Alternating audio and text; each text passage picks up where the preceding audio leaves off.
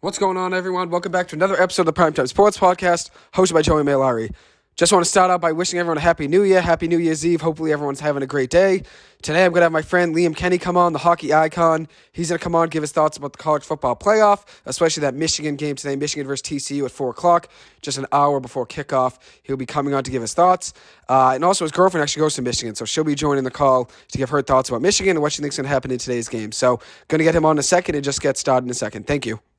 So here we are back on. We have the hockey icon Liam Kenney joining the podcast again. He came on the radio show about a week or two ago now. This is the second time live on the podcast, though. So we got Liam, the hockey icon, on, and then also Riley, his girlfriend, super fan of Michigan's football team here. So now we got a perspective of what it's like being on the campus of Michigan during the year when they were nasty. Obviously, we know what it's like watching them on TV, but I'm sure on the campus it's sick. I know going to BC, we didn't have a good season, so it wasn't really great being a BC football fan, being on the campus. But anyways, Riley, Liam, how are we doing, guys? Doing pretty good. How about you?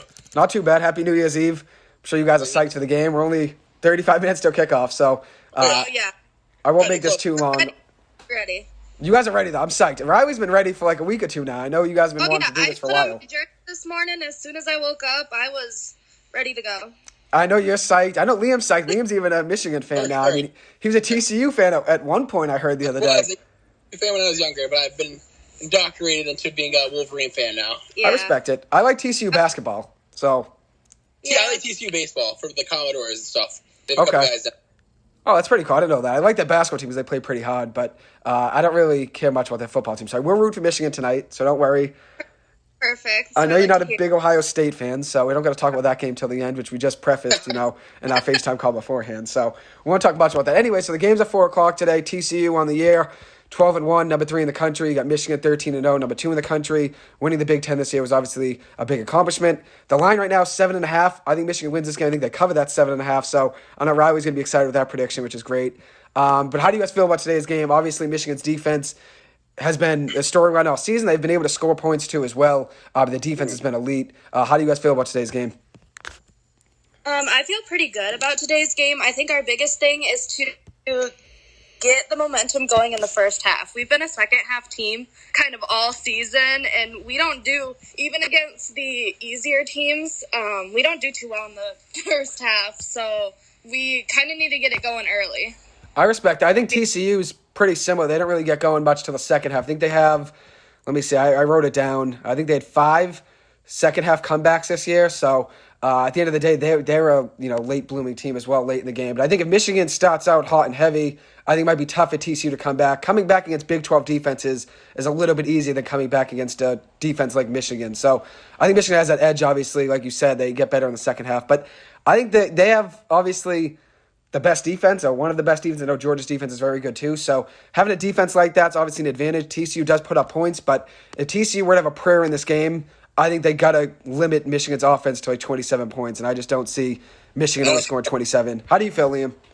Yeah, so I think it's going to be a close game. I actually thought the opposite of you. I thought that TCU was going to cover the spread. I thought it was going to be a lot. I think it's going to be like a field goal game, or it's going to be really close coming down in the end. But I feel like you're right. It's going to be whoever jumps on the other team first, because both teams, like we were saying, are really strong in the second half. So it's going to come down to the quarterbacks, who's going to be able to lead their offenses down the field quickly and getting those points fast in the first half, especially in the first quarter. Definitely, yeah. TCU, I found it here. 5 second half comebacks this year, and obviously at the end of the day, coming back, as I said, against defenses in the Big 12 that give up 40 points a game is much different than Michigan's defense that's been elite all year, only allowing 13.4 points per game and only 277 yards per game. So they're pretty much great all-around offense and defense. And that's one thing that's an advantage for Michigan, just like Georgia, is they're so dominant in both aspects of the game. It's not like they're just good on offense like TCU. So it's obviously a big advantage. But how do you guys feel about J.J. McCarthy, the quarterback? Obviously, Michigan's run offense is a big reason they're doing what they're doing. But he's having a good year, 20 touchdowns, 3 picks. And obviously, a young kid, too, only a sophomore. How do you guys feel about McCarthy? I feel that he's gotten a lot stronger toward the end of the season. At the beginning of the season, all the talk was that we have Corum, so we don't really need JJ pretty much. He really showed us in the Ohio State game when Corum was out that he can actually throw the ball. He can get it down the field. We knew he could get it down the field. He'd had some crazy throws last year, but especially in the Ohio State game away against our biggest rival. He showed that he can do it, so I think that if he can keep that confidence going, he'll do really well in this game. Yeah, I would agree with you there. How do you feel, Liam? Yeah, I totally agree. I think Riley was saying it right. How we've seen the JJ throw those long bombs. It's going to come down to him just being consistent and hitting those short passes consistently and finding those guys downfield and hitting them with accuracy, because he has all the physical strength and all the arm strength we've seen. It's going to come down to the intangibles of leading the offense. Everyone being confident in his throws and just being able to do it on 10 out of 10 times instead of 8 out of 10 times. We definitely saw it in the Ohio State game, but today is going to be a big test because people are expecting Michigan to win. They're expecting their offense to dominate. So I think it's stay humble and know that that's still D1 caliber players on the other side of the ball. They may not be Big Ten defenses, but it's still the Big 12 is still a legit league or legit conference. You made a great point there saying, Michigan obviously has all the pressure on them, considering TCU was 200-1 underdogs this year to make the college football playoff, to win the college football championship. They were 200-1. So they really aren't playing with much pressure on themselves since they were underdogs all season. Then you look at Michigan, a team that's 13-0, a lot of pressure's on them. But that can obviously play to Michigan's advantage, too. At the end of the day, being the number 2 team, you beat Ohio State. You obviously have a lot of momentum being 13-0. Sure. And one thing, obviously, Corum going down with the injury. He had a great season before going down with the injury. 1,463 rushing yards, 18 touchdowns. You missed that. But Donovan Edwards, backup running back, who obviously got some carries, too, when Corum was in, has been great this season. I think that's one thing that Michigan can rely on, even if McCarthy struggled a little bit, is how good their run game is. And every single quarterback, me and Liam have talked about this over the summer, and we talked about it a little bit, I think maybe even with the Lions, you were talking about DeAndre Swift. When you have a good run game, it makes everything so much easier on your quarterback. Saquon Barkley this year is having a great year for Daniel Jones, so Daniel Jones has had a better year in the pass game. When you have a good rush attack and you can run the ball, it makes everything open up for the offense, and that's what happened with Michigan this year. I mean, they were averaging 165 or 243 rushing yards a game. The lowest they had in a game this year was 165 rushing yards, and also had a rushing touchdown every single game this year. So being able to run the ball is huge, and me and Liam talked about that over the summer, and he predicted the Lions would be better on offense this year with obviously DeAndre Swift and Jared Goff having a better year. So you pinpointed that before, and now same thing with the Michigan team, where they run the ball very well. And that's one thing that I wanted to ask Riley about, obviously now being a student at Michigan. I'm sure it's been crazy. What has it been like being on the campus this year where they were 12-0, 13-0, and you beat Ohio State? What was that like? I'm sure it was nuts. Well, honestly, I'm very biased, so my answer will be biased. But I feel the energy just in Ann Arbor is crazy always. Even when Michigan has a losing season, the energy is still there. Everyone is a huge Michigan fan wherever you are. We're big sports fans in Ann Arbor. And so the energy is just huge. Ohio State game was very big this year. I'm pretty sure the day after, we beat them over Thanksgiving break. And then the next week we got back to classes, and I spent my entire physiology class, we just talked about that game the whole time. We didn't even learn new content because we are all just so excited and so ready to go for the Big Ten championship. So, because a lot of us weren't expecting to win that game just because Ohio State is good. Definitely. They're a good team. We were away. Luckily, last year we had home field advantage. This year we don't have that, or didn't have that. So, it was kind of, even I was a little doubtful going into the game, but the big win, we won by more this year than we did last year in their stadium, so it felt really good. Definitely. Yeah, Cornelius Johnson, which I didn't know much about him before that game, but he went off against Ohio State. What was it? I had his line here. 4 catches for 160 yards and 2 touchdowns, which is nuts. I mean, there were so many guys that really stepped up in that game, and like you said, J.J. McCarthy had to step up in that game without Blake Corum, and when you lose a guy like Corum, obviously the offense is going to be as good as it was with him, but they really didn't show any downsides to their offense without him. Obviously, at the end of the day, you want him out there, but there's so much firepower, like you said, and I'm sure it's just crazy going there, and I wish I was in that physiology class. Liam knows I like talking sports in class always, so at the end of the day, I wish I was at Michigan right now. BC this year, we had a brutal year in football, so it really wasn't too fun being a BC student and everything. We only won, 3 or 4 games, so it wasn't really too great. Michigan would absolutely blow us out, so it's a good thing they're not on our schedule. We do play Ohio State, though, I think it's like 2026 or something, and then Bama in like 2029 or something. So that'll be fun. Could be a tough game. But one thing I wanted to mention, though, was how good both offenses are. I mean, TCU puts up a lot of points, too.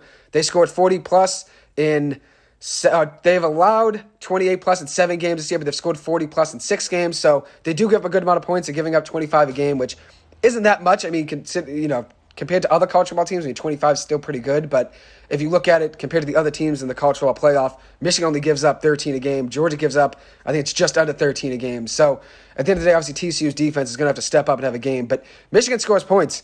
They have the ability to put up 50 points any game they play. They did it 4 times this year, scored 40-plus in 7 games this year, which is nuts. What do you guys think it comes down to for Michigan today? Is it their offense scoring 35, 40 points, or is it their defense limiting TCU to, let's say, 27, 28? Because TCU can score. I mean, they put up, as I said, points in just about every single game this year. They put up 40-plus in 6 games. So what do you think is a bigger thing for Michigan to focus on, their offense having a great game or their defense? I'm kind of thinking, I think our offense, because a lot of times during the game we can get the run game going, but JJ will miss a couple passes, the confidence will go down a little, and maybe we can get a couple runs in. Or on the other hand, like for the Ohio State game with Corum out, we were so nervous we weren't going to have a run game, and we actually got shut down in the first half. I think we only had a couple yards running, and that was Corum's one carry the entire first half or something like that. So I think we just need to keep our offense going the way it can be with both passing and rushing, and TCU isn't going to be able to stop if they don't know what's coming at them, whether it be a pass or a rush. Yeah, Edwards is really good too, and I think Corum went down in that game, right? Was that the game he got hurt? He got hurt in the game before, but he went in for one snap that game, or three snaps, couple snaps that game, and only had 2 carries though. Me too. I thought one. Yeah, Something it must have been. that. Yeah, they must have Only realized he couldn't run. Yeah, he went off. He went off the field, shook his head no, and was basically done for the rest of the game. So, yeah, that's a big loss. Yeah, it was super nerve-wracking, and it was very nerve-wracking just because last year, the way we beat Ohio State at home is Hassan Haskins had 5 rushing touchdowns. Yeah, nuts. Like 200 yards of 5 touchdowns, yeah. So we thought that this year, if we didn't have our running game, we wouldn't even be able to put up a fight, but we were able to. So I think for TCU, we need to be able to do both.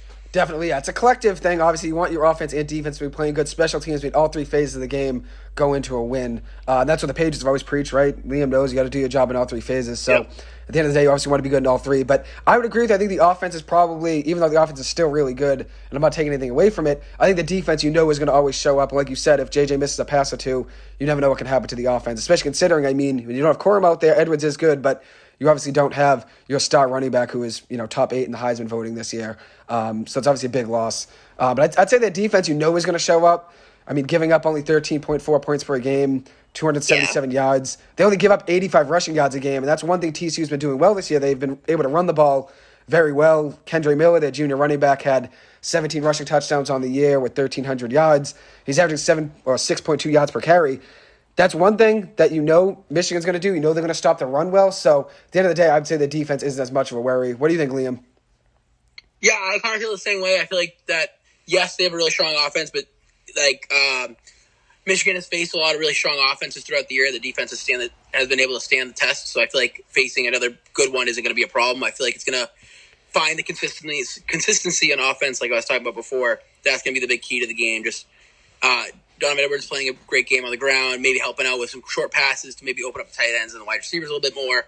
I just feel like that if they're able to find all assets, the passing game, the short passing game, the deep, and both the short runs and the long runs, that's going to be the big part of their system today. Definitely. I would agree with you there, for sure. I mean, obviously the run game that opens up everything. And one thing I didn't know about Edwards, which I just looked this up today, I was looking up some stats. He averaged 7.5 yards per carry, so 7.5 yards every time he ran the ball, which was number 1 in the Big Ten and number 3 in all of college football. So even though you don't have Corum, I mean, he's still pretty impressive. And obviously he has some explosive plays out of the backfield just like Corum. And at the end of the day, obviously you wish you had Corum out there, but having a guy like him step in is huge. And that's one thing, obviously, with Michigan's identity is running the ball. But what were you saying, Riley? I'm sorry. No, I was just just gonna say it's we're very fortunate to have like such a great backup, and I think it's the team dynamic is also super awesome because even when Corum was out, you could see him on the sidelines hyping up Edwards because they work together so much. You can see him like getting excited for him, even though he can't play and get out there to get the yards.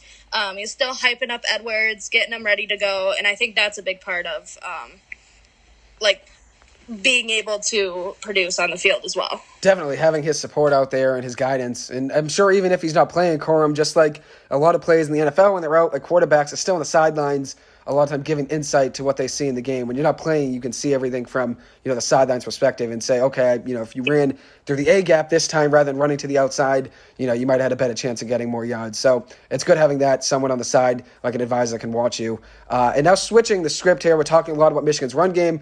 I'm going to talk a little bit about TCU's run defense.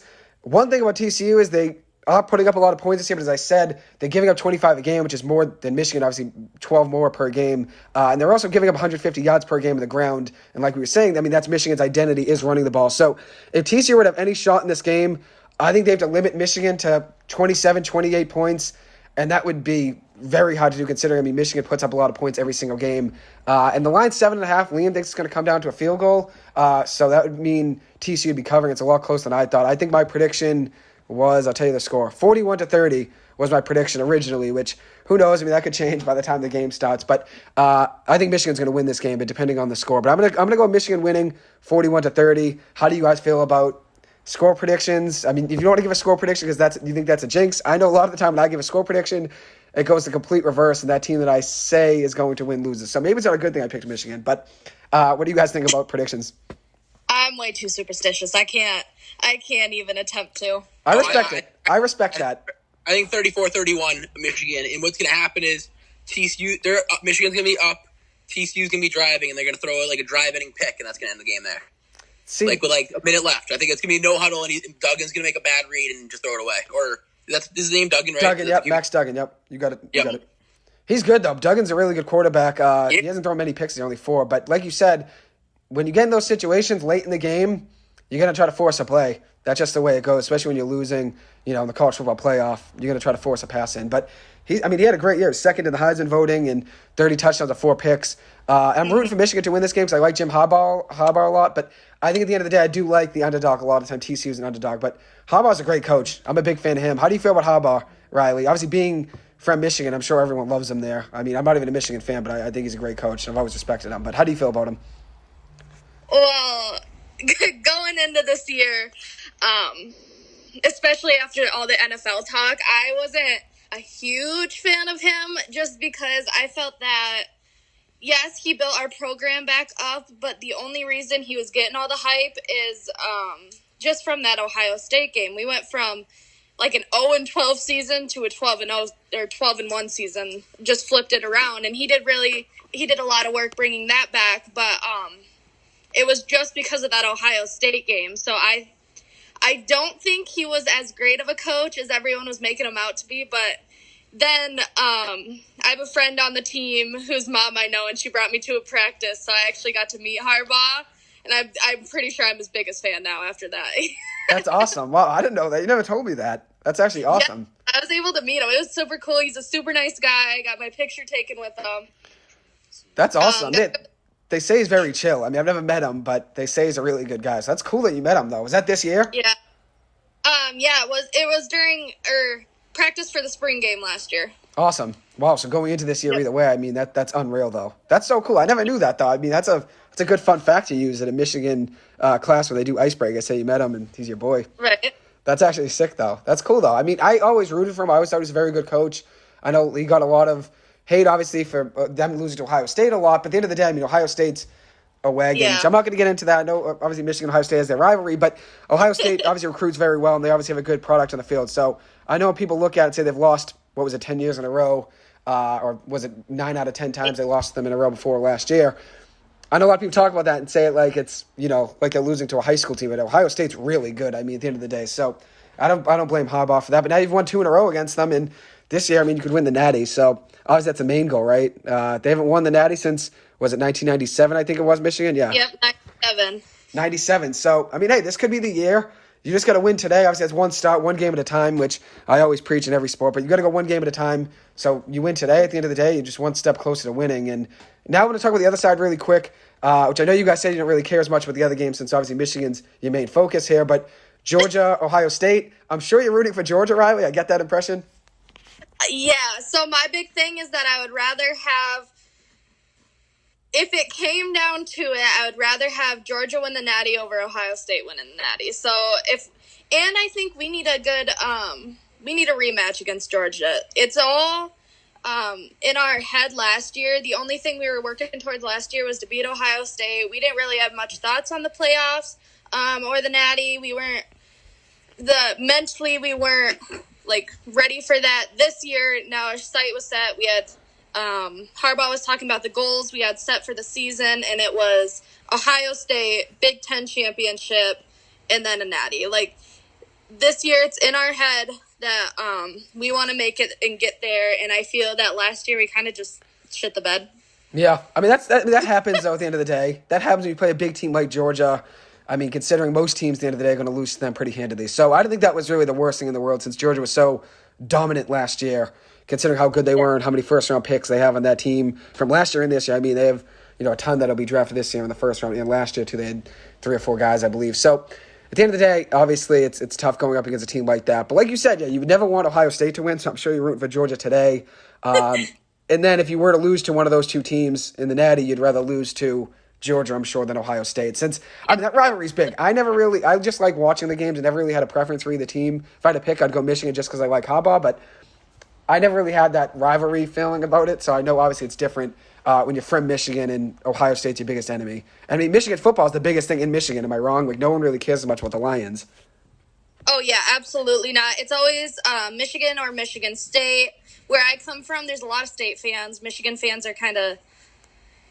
There's a good chunk of Michigan fans, but it's quite a few State fans all around. And growing up, I was just born and raised a Michigan fan. I think my first outfit coming home from the hospital was a little Michigan cheerleading outfit. So I was always gonna be diehard Michigan fan, and with that comes absolutely hating Ohio State. So it's just kind of been in my head since I was coming home from the hospital, pretty much. So yeah, it's in the blood. Michigan's in the blood. Yes, it is in the blood. You've been a fan ever since. I know you weren't a fan when I praised C.J. Stroud. I forget, this is probably earlier in the year, but I did praise him at some point. It might have been on my radio show. I might have told Liam that he was nasty. I don't know. I forget what happened. But either I know you were upset with me about that. He is a great quarterback, but I was rooting for Michigan in that Michigan-Ohio State game. So I think you'd be more of a fan of me then after that. But absolutely. I know Liam likes the Lions, though, so I wonder what his take is. Who do you care more about, Liam, the Lions or Michigan? I know you like the Lions. You've been a fan for a little bit now, before you even went to Michigan. Riley, I'm more of a fan of Michigan. Okay. I think I Basically. Converted. I respect it. I mean, Liam was a Lions fan probably 5-6 years now because he always liked Matt Stafford, and even after Stafford left, he stayed a Lions fan. So he liked them probably, I don't know, about 4 or 5 years now, I'd say, since my senior year of high school. So in 11th or 10th grade. Yeah, it's probably 6-7 years you've liked them. It's been a while. And he correctly predicted this summer, no joke, Liam said on my podcast, he's like, watch out for the Lions this year. I think I had them at 3 or 4 wins, and you were 8. I think you might have said 8. I think you said they'll be in the playoff conversation. And hey, I mean, you called it, dude. They're right in it. They're right in it. And hey, Michigan football's playing well too. So I guess Michigan football in general, whether you look at the Lions or the University of Michigan, Michigan's on the come up for sports. Them, Red Wings. The Red Wings, yeah. The Red Wings, what? They're over 500, right? What's up? The Red Wings are over 500 this year, right? Oh, yeah, they're really good. They're 3rd in the Atlantic or 4th in the Atlantic. Wow, it's impressive. That's awesome. You said you went to a game, right? I'm sorry? You said you went to a game, right? Oh, yeah, but they played Carolina. That's a good game. Who won that? Carolina 1-0. I remember you saying it on my radio show. That's why I remembered it. Because I remember you talking about it. Kind of stunk that there were no penalties, no fights, and only 1 goal. Yeah. So it was a crappy game, but we still had fun. No, it's awesome though. It's sick you got to go, and that's cool. I mean, you go to a lot of games there and stuff, which is awesome. Red Wings. You went to a Lions game too before, didn't you? No, I have not gone to a Lions. My roommate went to the Lions-Packers game. I didn't go to a Tigers Lions. What game did you go to? You go to a Tigers game? You went to something. I went to the Tigers game. Yep. That's what it is. 2 Tigers. The 2 Tigers games. Yep. I knew you went to. I didn't think it was the Pistons, so it was either the Tigers or the Lions. I think we the year before, last year. You went to a Pistons game too? Yep. Yeah, Wow. we go to all of them. The game I haven't gone to is Lions. Yeah. Okay. Same here, actually. You guys got to make that happen. We'll get it on the then. list. There's only a I couple know. games left this year, but I mean, next year you could go. Why not? Yeah. Why not swing it? Matching and going to EMU, maybe going to see Toledo. You tell Riley I'm a big fan of them. I'm a big Yeah. Central Michigan fan. Huge. We were talking about that when we first met. Talking about CMU. And, Now I EMU actually remember that. Yeah. Because I when I say it to people think I'm joking, but I actually do really like Central Michigan football. I'm a big fan. Liam knows. I mean, Liam knows about joking because he knows, he's seen me with all my stuff and everything I'm always wearing. But tough year for Central Michigan football. But I am a big fan, though. I love the MACtion games and everything. I love my teams in the MAC. I love Kent State, so Ohio, so not Michigan. But Kent State, Central Michigan, Bowling Green, so they're in Ohio as well. I like Toledo as well. It's another Ohio team in the MAC. But only college goal was against University of Toledo. My only college goal. Toledo, yeah, you scored against Toledo. I remember you saying that. The Rockets. Yeah. That's cool that you played against them. That's awesome. But as I said, was great. there's no affiliation for MAC teams outside of football, really. I mean, I follow their baseball conference a little bit, but there's no fandom. So when they played you in hockey, I was obviously rooting for you. So don't worry. I always root for you. Concordia, baby. I'm a fan.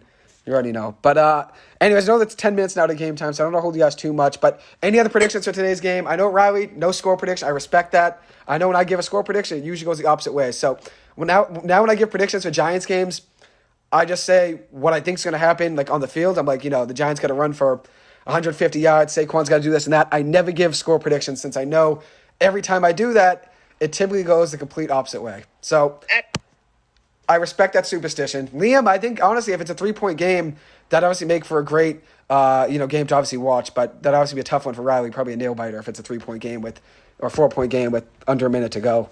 That'd probably be crazy, but... Yeah, I don't want to see that. That might be tough on Liam, too. Yeah. Not going to lie. Yeah. I don't think... He shouldn't be wishing for that either. No. It's going to be stressful, but I think it's going to end up being a good game, so... I think it'll be a great game. And I think if you look at it, like you said, Michigan's so dominant offense, defense. TCU's offense is really good, averaging 40-plus a game. It's their defense, really, that, probably could be their weakness here. But I think it's going to be a close game up until probably about the fourth quarter. I think Michigan pulls away a little bit. My score prediction when I did this earlier was like 41-30. But could be even lower scoring than that. Let's say it could be like 38-27 or even less, 35-something. But who knows? Obviously, I'm rooting for a good game, just like Liam said. That's what you root for. You root for Michigan to win, but also... like you said, a good game would obviously be fun to watch. But Absolutely. And that Ohio State-Georgia game, Liam, who do you got winning that? I'm going to say, I usually jinx teams, so I'm going to say Ohio State's going to win. I usually jinx teams, so we're going to go with that. I respect it. That would also be better for Riley. If Ohio State goes down, it'd be great. I think I got Georgia winning that game. I think they win. I think it's going to be close, though.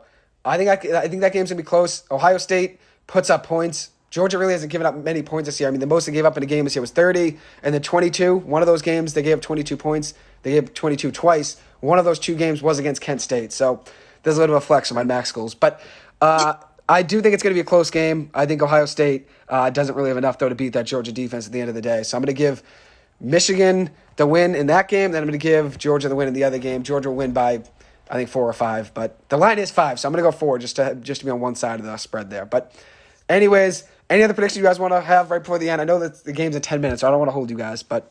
You're good. Just something I wanted to add in is I think a big thing for both games is going to be the mental game. Ohio State is coming off their loss to Michigan. They didn't even get to go to the Big Ten championships. They're coming right from their loss and right from not even thinking they're going to be in the playoffs. And a big thing for the Michigan game is that we got a Big Ten championship. We're still riding the high from the Ohio State win in the shoe. Is it the shoe? Yep. I kept calling it the boot because I really don't care. No, I get you. I know what you mean. I got you. I don't care to learn the name. But we're still riding that high from that win this year. That win was huge. And so I feel like Michigan has a lot of momentum going forward. I feel like both TCU and Ohio State need to get over the mental block of coming off of a loss, tough losses for both teams. And so I just wanted to add that. That's a great point. That's a great point to even close on, like you said, because at the end of the day, when you're coming off a loss, obviously the last game you played, and there's a bad taste in your mouth for TCU, and then also you look at it the other way as well for Ohio State. But I mean, that can play to Michigan's advantage and Georgia's advantage, still having an extra game, winning the Big Ten championship, winning the SEC championship. Obviously going to be riding on the highest of highs. Especially, I mean, I think you guys beating Ohio State is probably even more of win than winning the Big Ten championship. I think obviously at the end of the day you want to beat them first than rather win the Big Ten championship. So you guys are on the highest of highs already, and I think at the end of the day it's going to be a great game both ways. But I will be rooting for Michigan though, and maybe Michigan wins this, Georgia wins this, whoever wins these games today. Hopefully Michigan wins. We'll do this again. We can give predictions for the final. Obviously, you have a couple weeks before that. So focus on winning tonight. That's the main, main goal. And hopefully Ohio State loses, and that's a great weekend for you, isn't it? Absolutely. It would be best weekend I could think of. And Michigan win. Of course. Oh, of Being course. Here, absolutely. That's it. Yeah. I mean, hey, you're with Liam watching the game, so maybe Liam will bring you some good luck for that game today. Michigan, and then obviously maybe he'll jinx Ohio State for you. So obviously it'd be a great weekend. That'd be a great weekend, obviously. But obviously the game's out 10 minutes away. I don't want to hold you guys here, but thank you guys so much for coming on. I appreciate it. Much appreciated. Honestly, you guys are the best. Riley, super fan of Michigan football. Liam, the hockey icon. Both of you guys absolute legends. Thank you guys for coming on. I appreciate it. Thank you. Anyways, that will conclude today's episode about the TCU Michigan game. I'm going to record a quick episode just after this to talk about the Georgia game tonight versus Ohio State, give my predictions to that. I'll even give some more stats for that TCU Michigan game as well. But anyways, thank you guys so much for taking the time to listen to this. Thank you so much to the hockey icon, Liam Kenney, and Michigan football super fan Riley Keed, also a Michigan student. So hopefully Michigan gets a win for her and she can go back to campus with them winning the Natty. I'm sure that'd be crazy. But thank you guys so much for taking the time to listen to this. And once again, thank you to Liam and Riley for coming on. It's much appreciated. Have a good one, guys, and thank you.